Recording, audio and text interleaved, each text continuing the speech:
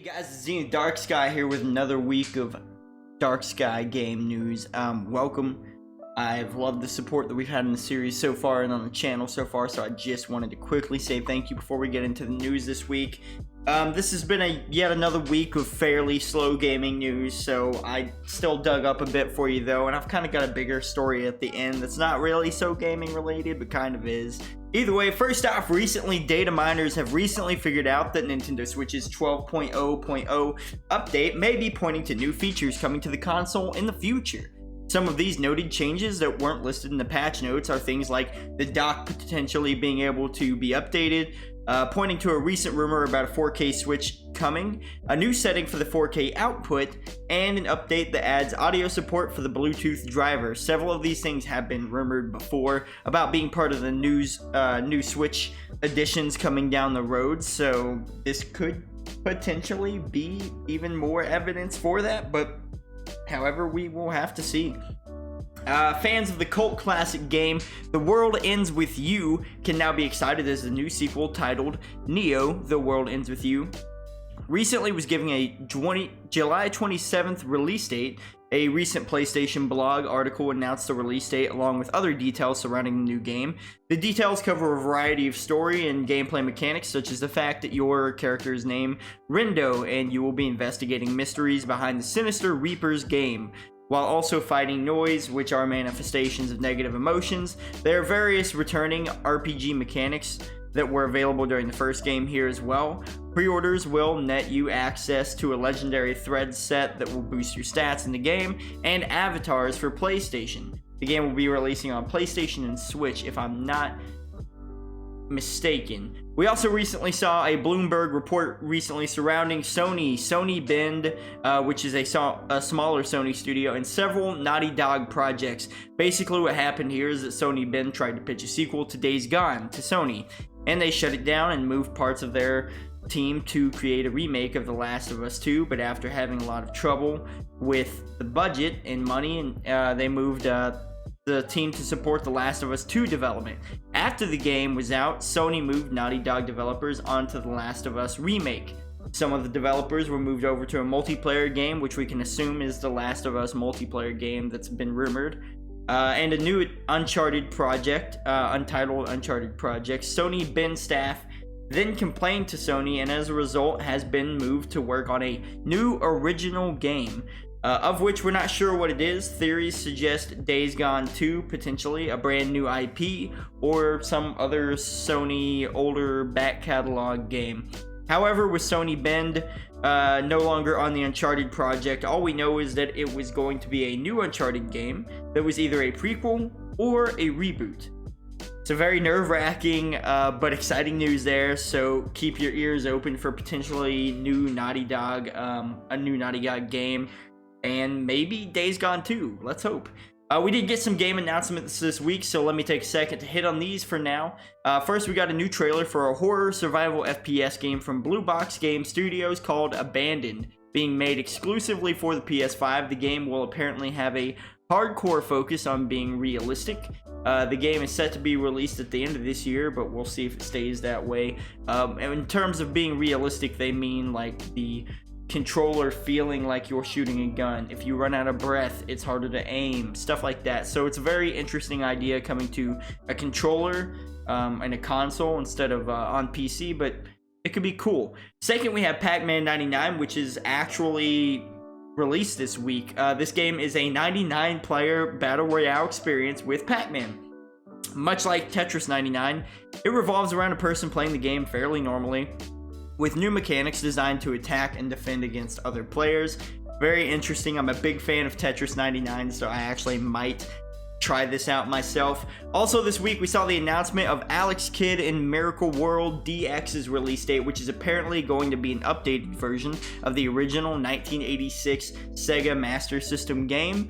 The game will be coming out on most platforms on June 24th, and I recently did a reaction to this trailer, so check it out on my YouTube. Moving on, this weekend was also the weekend of Diablo 2 Resurrected single-player alpha on PC.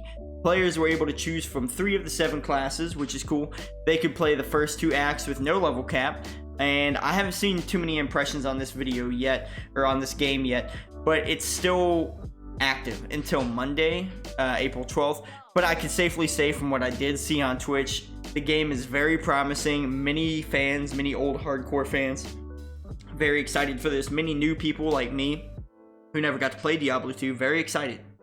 A lot of people excited for this game, so we'll see how it turns out. But so far, so good on their part. I'm gonna do something I promised myself now that I would not do on these videos, and quickly cover a story that has nothing to do with a video game necessarily.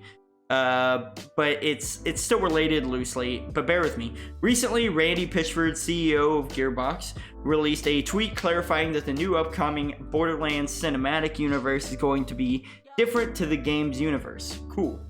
These comments come after they started to see backlash from the game's recently released plot synopsis, which basically says this.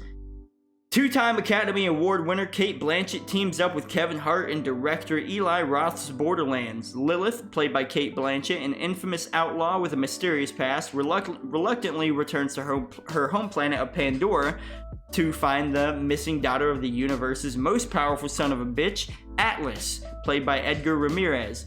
Lilith forms an alliance with an unexpected team. Roland, played by Kevin Hart, a former elite mercenary now desperate for redemption. Tiny Tina, played by Ariana Greenblatt, a feral preteen demolitionist. Krieg, played by Florian Montanou, Tina's muscle-bound, rhetorically challenged protector. Tannis, played by Jamie Lee Curtis, the scientist with a tenuous grip on sanity.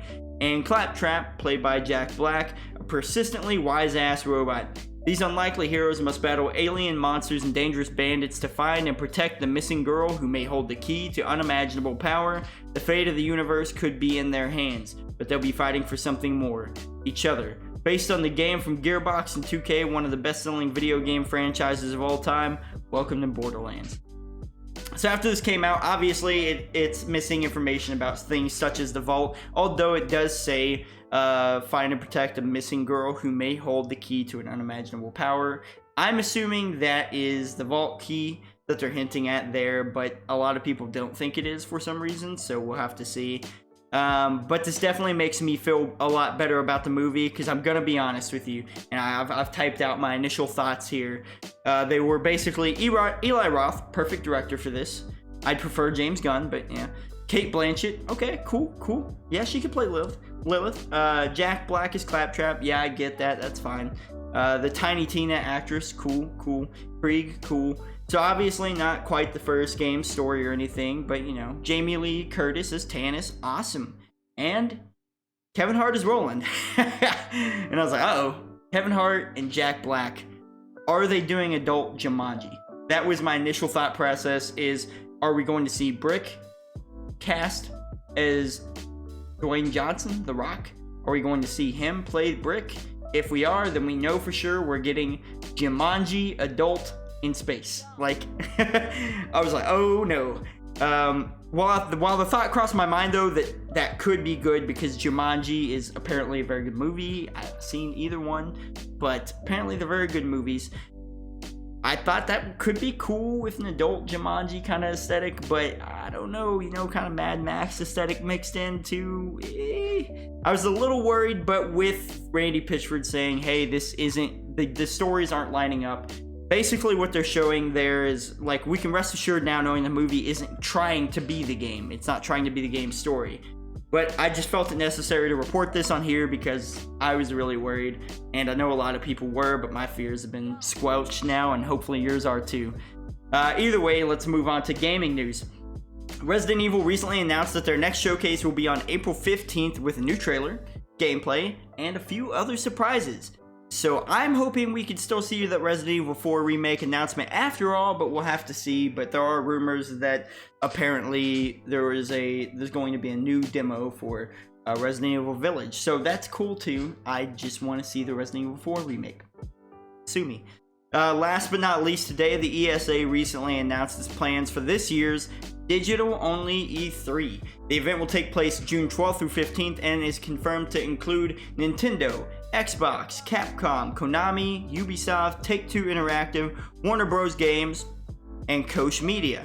Now, I'm not the first to report on this and on the lack of Sony on this or, anything. But contrary to other people, I'm also not surprised to see Sony, EA, and even Activision, Blizzard, and Square Enix potentially sitting this out.